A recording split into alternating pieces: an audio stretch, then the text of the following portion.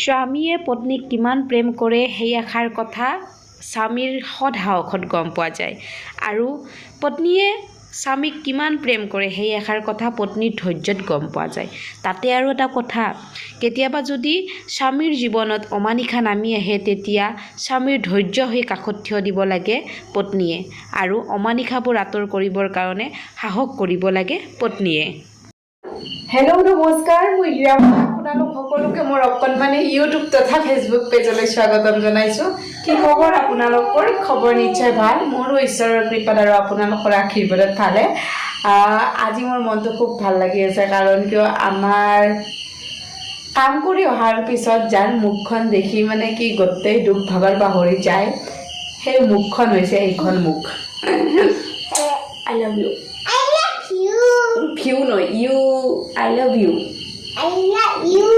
Sundya. আমাৰ বাবু vote দিব গৈছিল। ভোট দিলা তুমি? ডাঙৰ হ'লে ভোট দিব আৰু মোক লৈ মনত পৰিছিল না? হলিজাতো আমাৰ বাবু এতিয়া গৃহ কাৰ্য কৰিবই না? শস্যই লেখা দিছিল না তোমাক? আৰু প্ৰথমতে কি লেখা আছিল? অ আৰু আ লেখা দিছিল। সোধাচোন খবৰ কি, সোধাচোন চবৰে।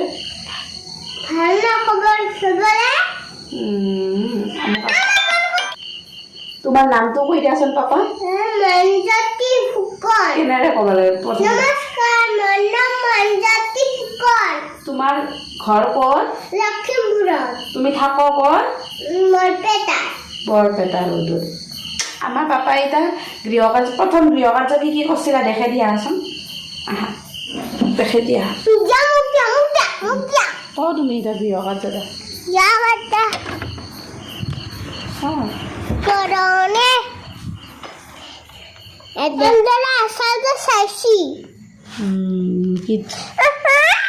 মোৰ গৃহ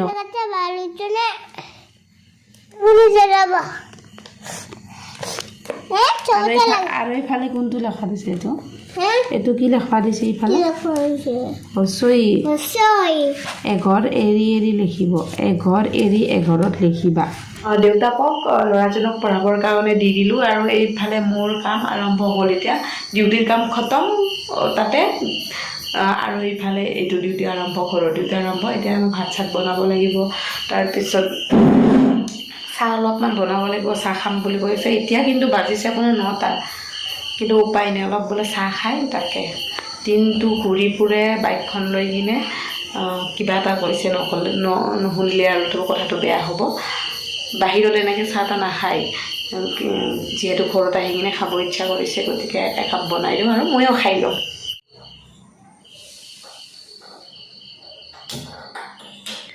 আৰু এতিয়া মায়ে অনা মিঠাই দি আৰু মই অনা ভাজাৰে চাহ দিওঁ সকলোকে। চাহত এমিনো এচিড আৰু এলথেনাইন থাকে, যাৰ বাবে চাহ খালে ৰিলেক্স ফিল কৰোঁ। চাহ খালে হৰম'ন কৰ্টিচলৰ স্তৰ কমি যায়, যাৰ বাবে ভাগৰ কম হোৱা যেন অনুভৱ কৰোঁ। বহুতে গাখীৰ চাহ খায়, সকলোৰে নিজা নিজা চইচ, কিন্তু মই লাল চাহ খাওঁ আৰু আমাৰ ঘৰৰ মানুহকেইটাও লাল চাহে খায়। লাল চাহত সেই যে আদা অলপমান পিচি দিয়ে, আহা কি মজা, বহুত ভাল লাগে লাল চাহ মোৰ। আৰু ফাইনেলি চাহ হ'ল। এতিয়া চাহ দিব যাওঁ, চিঞৰি আছে একেবাৰে, চাহ হ'লনে, চাহ হ'লনে? বোলো হ'ব ৰ'বা, দি আছোঁ। আৰু এইফালে আমাৰ মা শুই আছে, কাৰণ মাৰ গাটো ইমান ভাল নহয় আৰু চাহ খালে অলপমান ভাল পাব চাগে, তাকেই মই অলপমান চাহ দিলোঁ। কৈ আছে কি মিঠাই নাখাওঁ, হ'ব আমি খাইছোঁ আগতে। বেছিকৈ 4টা মিঠাই আনিছে, পূৰা গন্তি কৰি আনিছে মানুহ, 4টা মানুহ 4টা মিঠাই। যিয়ে নহওক মায়ে অনা বস্তুৰ সোৱাদ বেছি, কাৰণ কিয় মায়ে অনা বস্তুটোত কোনো ধৰণৰ বেয়া ভাৱ নাথাকে।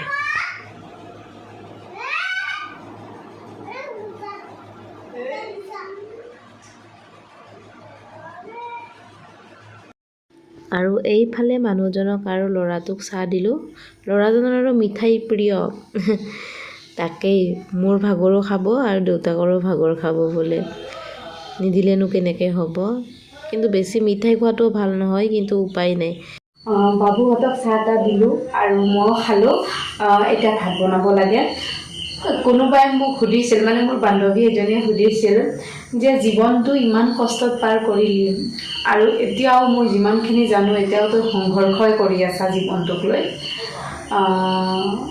টকা পইচা ফালৰ পৰা ইমান এটা সবল হ'ব পৰা নাই এতিয়ালৈকে, তথাপিতো ভগৱানৰ কৃপা থকা বুলি কৈ থকা যে ভিডিঅ'ত কিয় কৈ থাকে তাই মোক এনেকৈ।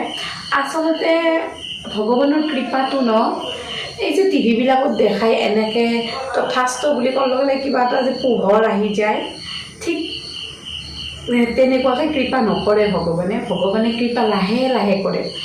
এওঁ আৰু মই যেতিয়া বিয়া হৈছিলোঁ আমি দুয়োটাই জিৰ' আছিলোঁ, একোৱেই নাছিল আমাৰ।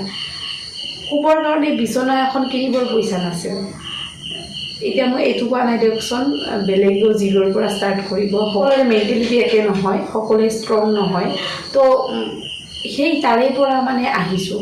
এতিয়া হয় মোৰ ঘৰত বা মোৰ ৰুমকেইটাত বিচনাকেইখনৰ বাহিৰে একো বেলেগ বস্তু নাই, কিন্তু সেই বিচনাকেইখনে কিনিবৰ কাৰণে আমাৰ পইচা নাছিল। এতিয়া কমচে কমতো বিচনাকেইখন হৈছে। আৰু এটা কথা মই মানো দেই, মানুহক সুখী দেখাবলৈ বহুত পইচাৰ প্ৰয়োজন।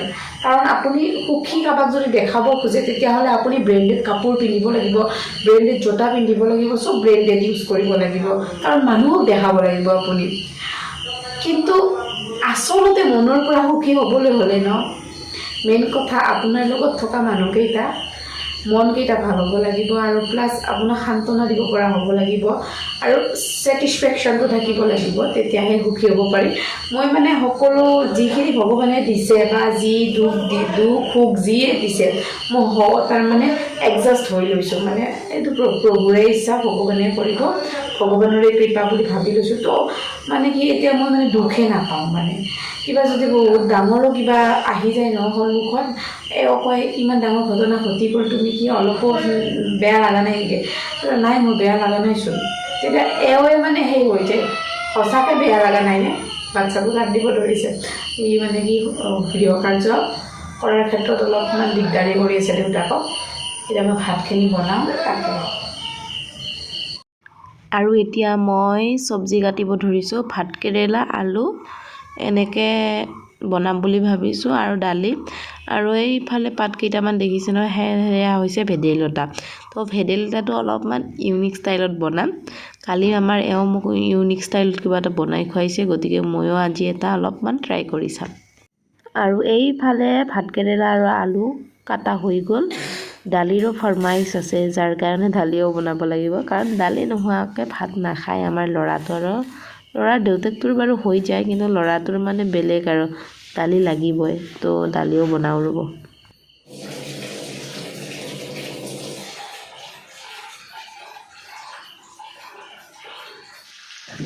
এফালে ভজা আৰু এফালে দালি বহাই দিলোঁ।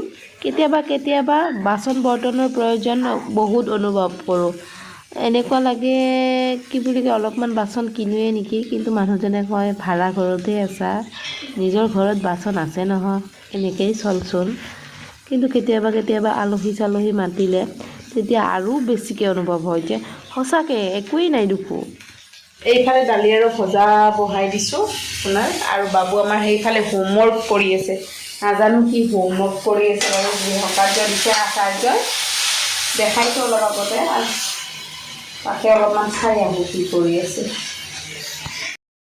আৰু এয়া গৃহকাৰ্য কৰি আছে। পিতা আৰু পুত্ৰৰ মাজত এটা ধুনীয়া সম্পৰ্ক থাকে।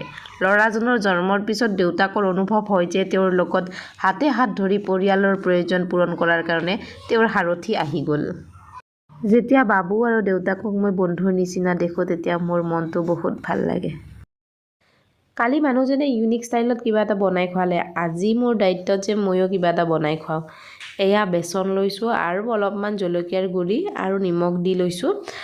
ইয়াতে মানে ভেদাইলতাৰ পাত দিম। বেচনৰ লগত বোলে ভেদাইলতা পাত ভাজিলে বহুত বোলে ভাল লাগে, কোনোবাই কৈছিল, তাকে ময়ো ট্ৰাই কৰি চাওঁ। টাউনত ভেদাইলতাৰ পাত কিনিব লাগে, কিন্তু মোৰ এইকণ সৌভাগ্য হৈছে যে মই যাৰ ঘৰত থাকোঁ তেখেতসকলৰ ভেদাইলতাৰ গছ আছে। তো মই 3 দিনমান আগতে কৈ থৈ দিছোঁ যে মই ভেদাইলতাৰ পাত ছিঙিম দক খুৰী।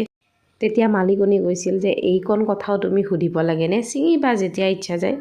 তেতিয়া কিবা এটা ভাল লাগি গৈছিল, কিন্তু তাৰ মতলব এইটো নহয় যে মই নুসুধাকৈ মানে ছিঙি থাকিম। বা হেৰি কৰি থাকিম যিকোনো কামে মালিকনীক সুধি কিনে কৰিব লাগিব নে কি কয় বেলেগৰ ঘৰত আছোঁ যিহেতু হালধিকণ দিব পাহৰি গৈছিলোঁ তাকে এতিয়া লাষ্টত হালধিকণ দি দিলোঁ আৰু এইফালে বেচনৰ লগত সানি লোৱা ভেদাইলতাৰ পাত বহাই দিলোঁ চাওকচোন কিমান ধুনীয়া হৈছে মোৰতো এনেকুৱা অনুভৱ হৈছে যে এয়া ভেদাইলতাৰ পাত নহয় এয়া আপোনাৰ বেঙেনা ভাজি কিবা তেনেকুৱা ফিল আহিছে আৰু ভাজি থকাৰ সময়ত এইফালে আমাৰ ল'ৰাটো আহি গ'ল সি মানে অস্তাদি কেলাবই অস্তাদি যিকোনো ক্ষেত্ৰতে অস্তাদি কেলাব সৰুতেও বোলে ময়ো আছিলোঁ এনেকুৱা অস্তাদি কেলোৱা ঠিকছে মাৰ খাইছিলোঁ সেইকাৰণে এতিয়া সি কৈ আছে কি মই ভাজিম এইখনো দিব লাগে কৰচখনো দিব লাগে সি হাতত কি যে নহয় সৰু কালৰ কথা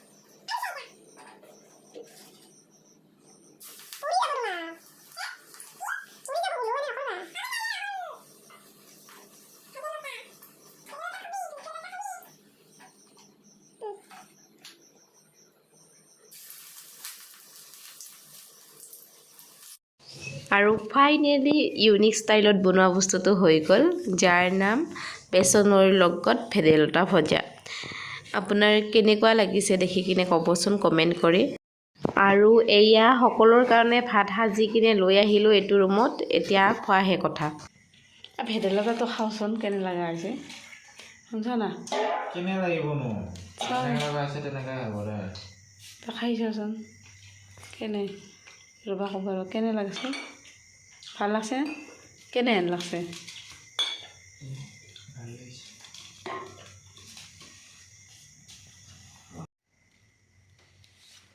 আৰু ইফালে মই খাই চাইছোঁ অলপমান ভেদাইলতা সঁচাকৈ বহুত ভাল হৈছিল আপোনালোকেও ট্ৰাই কৰি চাবচোন কিয় ভেদাইলতাৰ ভাতৰ নিচিনা লাগা নাই বেলেগ লাগছে আহা ভাত খাই আহা তো ভিডিঅ'টো এইখিনিতে সমাপ্তি ঘটিব যদি ভিডিঅ'টো চাই ভাল পাইছে প্লিজ চেনেলটো ছাবস্ক্ৰাইব কৰি দিব আজিলৈ আহিছোঁ নমস্কাৰ